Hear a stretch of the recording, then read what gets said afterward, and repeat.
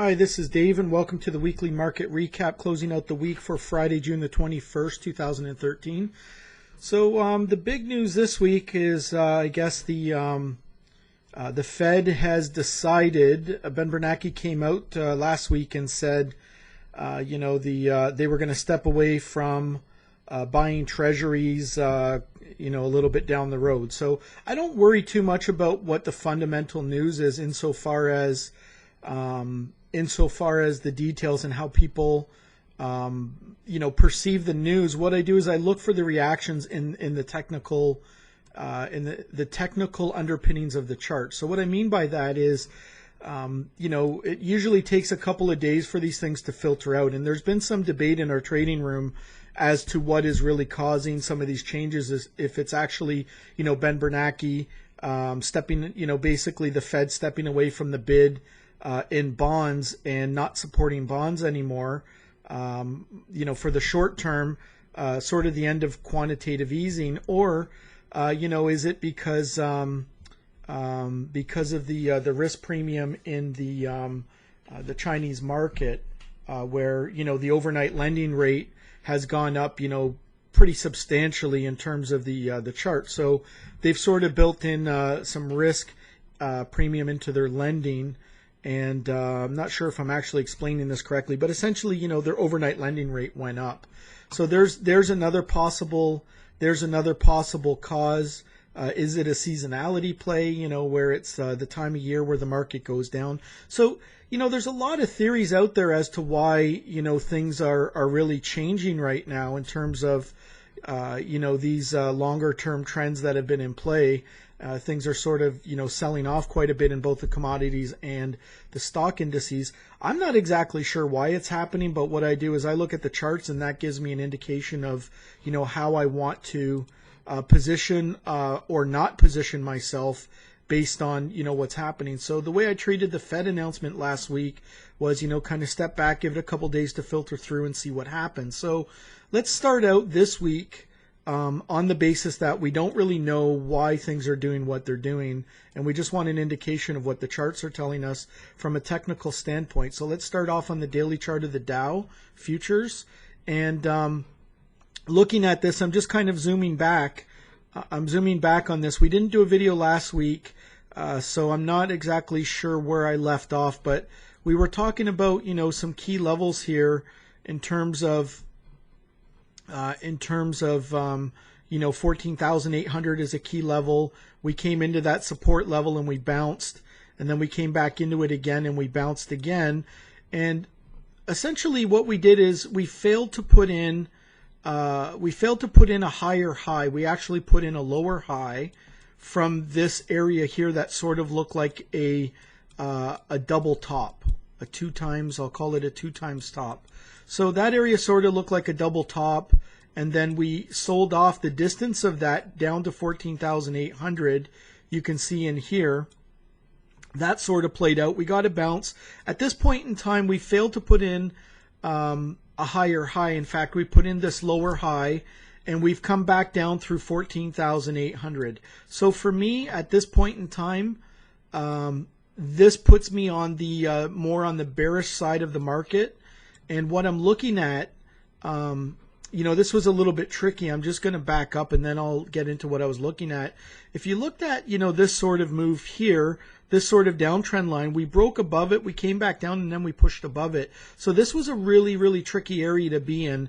And this is sometimes why I use, this sort of idea of dead zones where, unless you're actually breaking the range, it's not really, from a swing trading perspective, it's not really that lucrative or that high probability in terms of an area to trade. So what do I mean by that? Well, we broke this trend line. This was the first indication of weakness here, right here, when we broke this long-term trend line that we had been holding in this channel, all the way up to the, to these highs. So once we broke this channel and then we pushed back higher, this was the first indication of potential weakness. That's not a reason to short.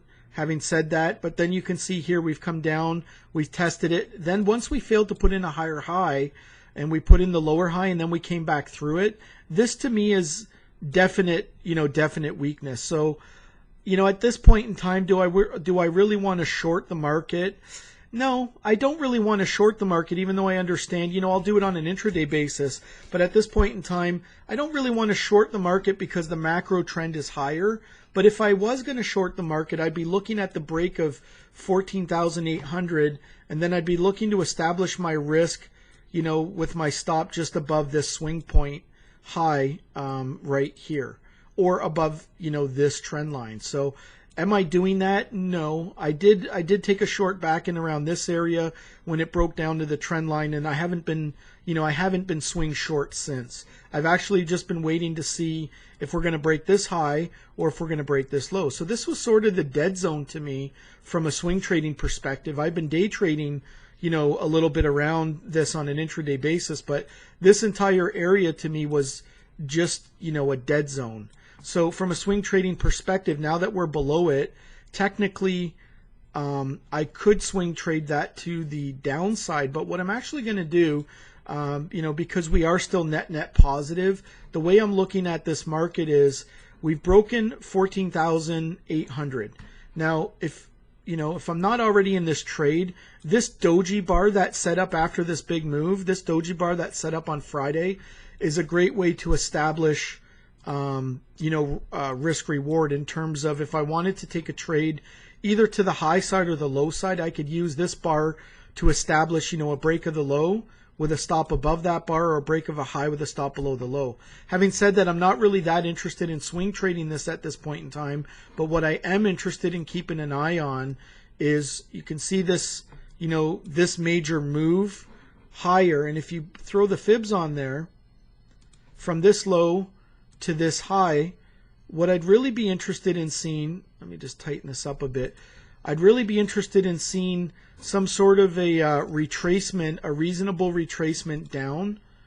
And let's throw the 318 on there as well, because sometimes we only get a pullback down to the 318 when we're in a stronger trend. So a push down into the 382 at 14,218, 50% at 13,840-ish, and the 618 at 13,463. So just to be clear, on a macro basis, on a net basis, I'm still net long bias this market until we break 13,463. So at this point in time, what I'd be looking at is to see some sort of move down into one of these levels, this level, or this level. And then what I'd be looking for is, I'd like these areas where, the trend line, this longer term trend line off of, these points here, let's say if they come together at the 382, or even a push down to, this is like a zone. I treat this as an entire zone. And if we get a move into this sort of zone, and then we get indications that we're, finding support and then pushing higher, that's where I would like to establish some sort of a swing trade to the long side, because in the background we are, net bullish. So I'm just looking for a deeper pullback off of, these pullbacks haven't been that deep. They've been fairly shallow. So at this point in time, I think what this is telling us is that, we don't have to give up on the long side of the market yet.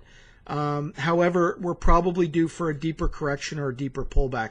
That's sort of what this is telling me. That's sort of what I'm leaning towards. So at this point in time, I'd be looking, just to recap, for that deeper pullback, and then indications that, we're going to find support and push higher. And let's say we came all the way to the 618.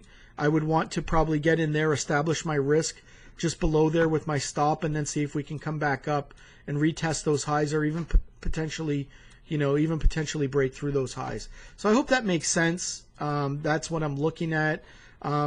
It's perfectly valid at this point in time to try to short down to some of these levels, but because we've been so net strong on this uptrend, we could have some pretty quick, fast and ferocious snapbacks. So I'm more interested in waiting until we peg one of those levels in order to get long than try to, ride the counter trend move down. So let's look at the S&P. The S&P levels come in, down here. It's the same sort of analysis. It's all valid, and the same analysis applies to the S&P futures, the Nasdaq futures. Same story. I'd be looking for a deeper pullback. Let me redraw these. Let me redraw these fibs here, and I'd be looking for a deeper pullback from, let's say, this low. Just going to tighten up that level. Actually, this low in here. It's not exact, but this low in here, somewhere into, you know, the 50%, the 618 or the 382. See where we're almost at the 382. So it'll be interesting to see how the market reacts off the 382 level. So let's take a look at the transports. And incorrect symbol, my bad. Transports. So the transports are, you know, if we look at this last major move, they've actually come right into the 618, and they're just sort of holding on, and they probe below it, the 618 of this last move, which is a minor move. So what I would be looking for is the same sort of scenario where I'd be looking for, let's see, that sort of macro move. And let's put the 382 on there. Just want to put these levels on so that we have it for next week. So the 382 comes in right around that support area, those lows, which correspond with the breakout of these highs, these lows support. So the 382 is probably going to be a fairly important level. It'll be interesting to watch how the market reacts there. Now, just a quick note here: we are definitely oversold in the short-term stochastics in all of these markets, and we're testing the zero line on the MACD. So we may get a bounce coming into early next week, but we'll need to see where things go from there. And by these markets, I mean all these markets look the same to me in terms of where the fast stochastic is. We've got room to the downside on the slow stochastic, but the fast stochastics are buried, and you would expect some type of a short-term bounce, unless that was the bounce we got on Friday, which was really not much of a bounce at all. So so let's take a look at the some of the other markets.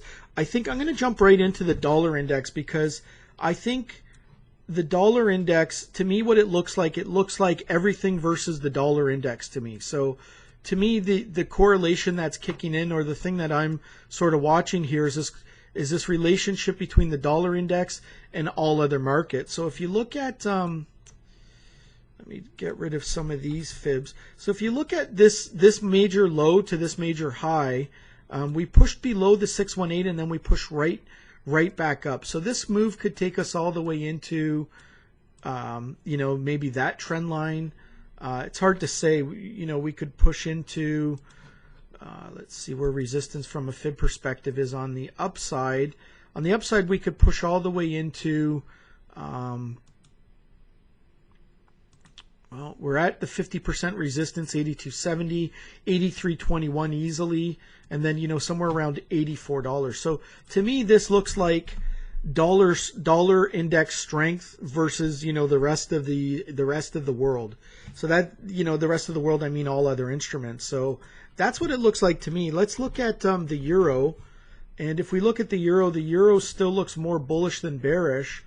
You know, breaking that trend line, but we're just pulling right back, and you can see that, you know, this macro level here, from this, let's see here, from this high to this low, we came right into the 618 at 133.58.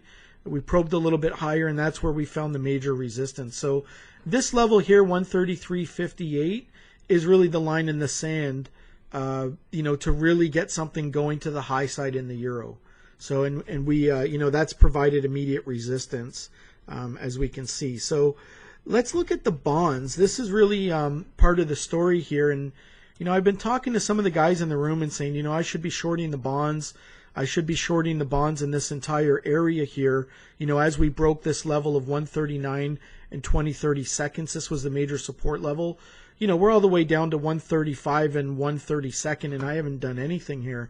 So I'm looking, personally, I'd be looking, I might have missed this move, and, you know, sometimes that happens, although I don't know why I missed it, because I was really watching it. I guess I just wasn't really sure. There were a lot of, like, news events coming out, and, you know, I just wasn't that focused on taking this trade. But, you know, I've been watching it, and this is really this is really, you know, if you've been watching my videos for a while, this is really where the rubber meets the road, and we're looking for, you know, a potential bounce. In one of the previous videos, we were talking about a potential bounce and then eventually to see if we would break that level and then get on the short side. Unfortunately, I did not do that, but it seems to be playing out nicely. So, you know, my bad. Let's take a look at, so that's the 30-year bond. So on the inverse of that, interest rates are starting to creep higher. So as bonds go lower, interest rates will start to creep higher. Excuse me, I just needed a drink there, quick drink. Let me switch over to the 10-year. And the 10-year seems to be the same story.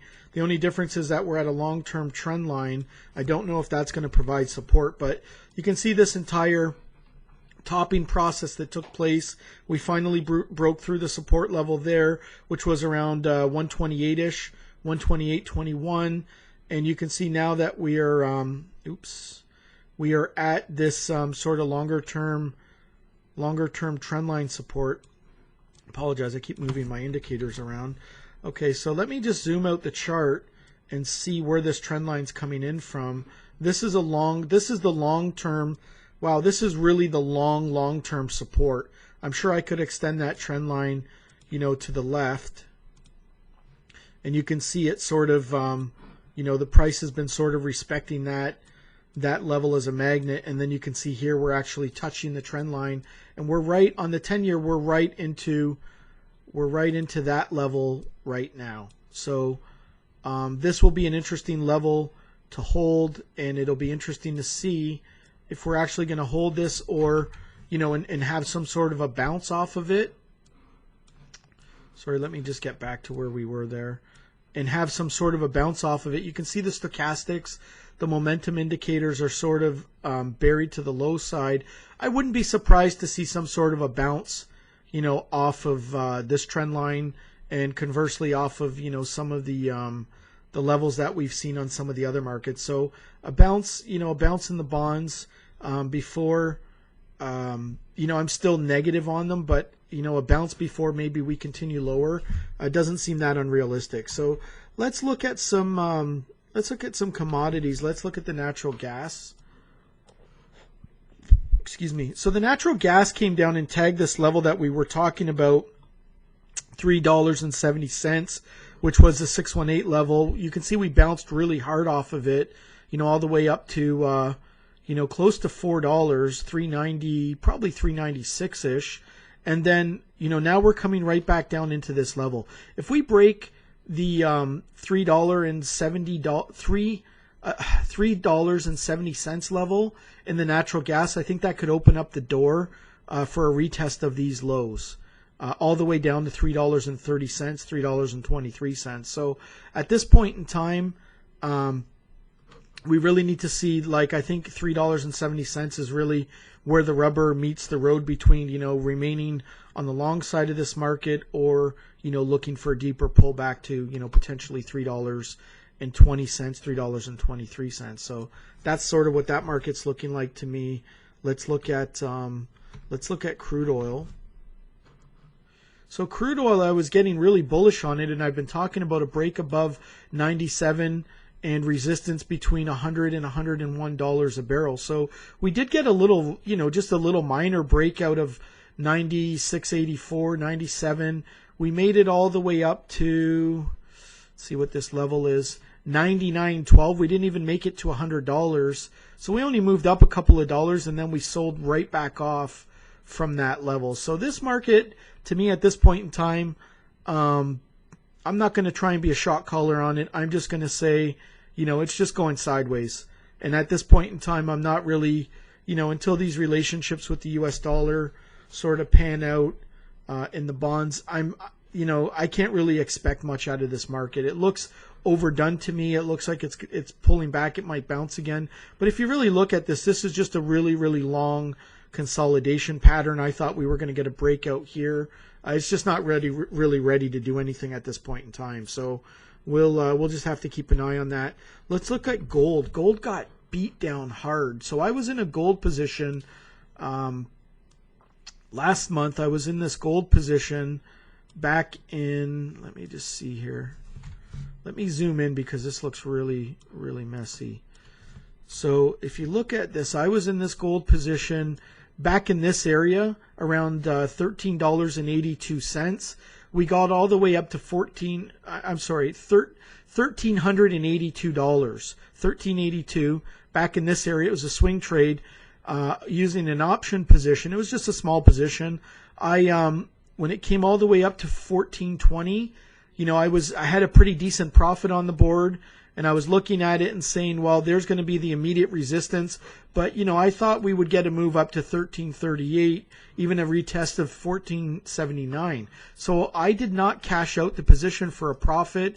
And essentially what ended up happening was we just kept consolidating around all the way back down to 13.80. We pushed all the way down to 13.65.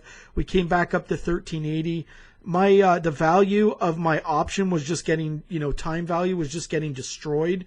And I ended up stopping out of the position for, not a huge loss, but a pretty decent loss considering, that I had a pretty decent profit on the board there up in this level, and I didn't take the profit. And then, it was just, I had no choice but to close out the position. The option was going to expire on Friday. So I got out. On the chart, I got out at break even, but it was an actual physical loss on my option. So after I sold it out, a day or two later, I guess this would have been, I guess that would have been this day here, somewhere in here. And then you can see I guess it was on Wednesday, Tuesday or Wednesday, I got sold out. And then you can see Thursday it just got whacked hard, right below the support of 13.17. And we're trading at the close on Friday at 12.92. So this market just got beat down hard. And at this point in time, as long as we're below 13.17, I'm not really interested in the long side. And having said that, I'm not even really interested in the short side. I'm just not really interested in this market. But, if it didn't hold this support, it just looks really weak.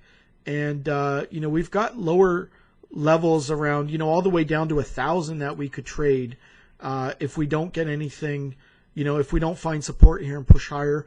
You've got some pretty, $1,000 an ounce is pretty good support.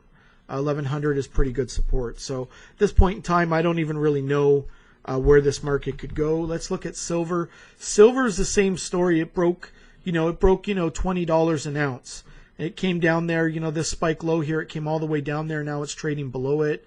I don't know if this was sort of a momentum move through the support and if we're going to find support and rip back to the high side or if this is the beginning of a new, kick to the downside, because the momentum indicators are really oversold. But when we start trending, those can stay oversold for a while. So gold and silver are not that clear to me at this point in time. So I'll just step away from those entirely. At this juncture, I would like to take a look at what other markets have we not looked at. Currencies, we looked at gold. I think we looked pretty much at all the markets. Let me just take a quick look. Let's take a quick look at the some of the momentum charts. This is the Darvas squeeze methodology that I've been working on for quite a while here. I'm just looking at, if I look at the board here in terms of all of the signals, you can see there's a lot of red on the board. Everything to me, if you look here, everything to me looks very, very negative. So you can tell there's big moves setting up when you see all of your major markets are printing these Darvas squeeze shorts. All of them. I'll just flip through a couple of the charts to give you an idea. Here's the Dow on the daily chart, and I know it looks really messy. I apologize for that, but that's printed a Darvas squeeze to the short side with the break of 14,766. So that, and we've just had, a short squeeze fire there. So we broke Darvas squeeze support at the low there at 14,766, and that is a signal to potentially. From this methodology, it is a short signal. So the width of that box would bring us down, it would bring us down pretty far, at least 14,400. I don't know why it's not printing. Let me see if I can refresh this chart. I'm not sure why it's not printing the target from this perspective. I guess that box just closed. Sometimes the software does funny things like that. So it was printing a target down here off of this Darvis box. But essentially now we have a new signal here. This box is 460 points wide, essentially. So, wow, that could bring us, yeah, 14,300-ish. So that's interesting. Let me take a look at just a couple other markets. The ES, for example, same thing. It printed a Darvis squeeze to the short side. Looks really messy. The NASDAQ printed a Darvis squeeze to the short side. That chart looks really messy too. Transports, Darvis squeeze short to the downside. The VIX would be the opposite. It actually printed a Darvis Darvis squeeze long to the to the high side, and that usually means the market's going lower. So you've got confluence there between the VIX, but this is a weekly signal. So this is the VIX jumping up on the weekly chart and printing one of these signals is pretty significant. So I just want to go through some of these charts just to give an idea. To me, it looks like everything is moving opposite of the U.S. dollar. U.S. dollar is going higher. Everything else is sort of getting crushed. So here's the, let's see, the 10-year fired a Darvis squeeze short to the downside. This is a much cleaner looking chart. You can see here, you've got your Darvis box here, your squeeze. The two come together. Once you break that level there, excuse me, you've got a short. That's printing a target of about a 125.67. So there's still, a little bit of downside, but we're almost there. The 30-year, look at the 30 years. This is same story with a target of around 133. So there's still, potentially some downside there in terms of this signal here. Fired a short at 137.75. That's another reason why I should have taken this trade, because I had a break of support on the traditional charts, but I also had my Darvis squeeze signal firing, and that should have just been a go with when I see multiple, the confluence between multiple setups coming together, especially when I've been watching it for so long. So that was just my bad for not taking it. So the let's see, the 2-year even, the 2-year, note is pushing lower. Apple, wow, Apple even fired a short. That's just brutal. So Apple even fired, this is interesting, Apple fired a Darvis squeeze short at $4.18 with a target of $3.72. That's just a whacking. So we'll see if that plays out over time. Hopefully I'll remember to cover that again. But this is sort of how the Darvis squeeze setup works. You've got, your Darvis box setting up, and you've got your squeeze setting up. It's a low volatility environment with the break of support, return to volatility, and you're going to get some movement, in the direction of the signal. So, so that looks interesting. Everything just looks really negative here, except for the dollar index. So, on that note, I will wrap up this video. This video has probably gone longer than I would have wanted it to, and we're not going to be running any meetups over the next couple of months. We're going to probably look at getting back into both the monthly meetups and the CSTA Oakville chapter meetings in September. We're going to kick things off again in September, taking the summer off. That's usually when the CSTA shuts down, at least the Oakville chapter, for the month of July and August. We just had our June meeting. So we'll kick things back off in September. Stay posted. I'll send out the notices for anything that is coming up. And in the meantime, enjoy a little bit of time off, hopefully a little bit of a slower summer, and just focus on the markets, be nimble, and be careful if you're long the market, because we could be looking at some potential downside. Just manage your risk. That's the most important thing that you can do in this business. So I hope that helps. Good trading and investing, and we'll look forward to seeing you at the next update.